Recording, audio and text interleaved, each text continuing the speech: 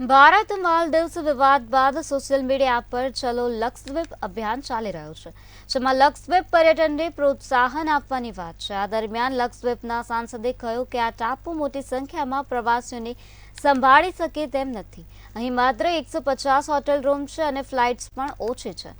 ત્યારે શું છે સમગ્ર મામલો, જાણીએ આ ખાસ અહેવાલમાં।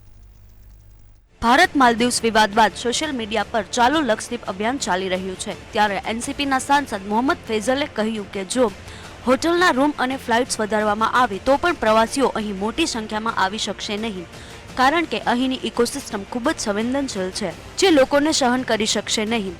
મોહમ્મદ ફૈઝલે વધુમાં કહ્યું કે અમે અહીં માત્ર ઇન્ટિગ્રેટ આઇલેન્ડ મેનેજમેન્ટ પ્લાનના આધારે વિકાસ કરીએ છીએ। આ તે યોજના છે જેનો ઉલ્લેખ જસ્ટિસ રવિન્દ્રમ કમિશનના રિપોર્ટમાં કરવામાં આવ્યો હતો। લક્ષદ્વીપના વિકાસ માટે સુપ્રીમ કોર્ટના આદેશ પર આ કમિશનની રચના કરવામાં આવી હતી। તેમણે વધુમાં કહ્યું કે કમિશનની સલાહ પર અમે નથી ઈચ્છતા કે લક્ષદ્વીપમાં અચાનક જ વધુ પ્રવાસીઓ આવે। અમે ઓછા પ્રવાસીઓની મદદથી આવક ઊભી કરવા પર ધ્યાન કેન્દ્રિત કરી રહ્યા છીએ। જે લોકો અહીં આવવા ઈચ્છે છે તેમણે એ વાતનું ખાસ ધ્યાન રાખવું પડશે કે તેઓ અહીંના પર્યાવરણને નુકસાન ન પહોંચાડે। લક્ષદ્વીપ એ 36 ટાપુનો સમૂહ છે, જેમાંથી માત્ર 10 ટાપુ પર જ વસ્તી છે। કાવારતી, આગતી, અમીની, કદમત, કાલિતાન, ચેતલત, બિત્રા, અંદોહ, કલ્પની અને મિનિકોય।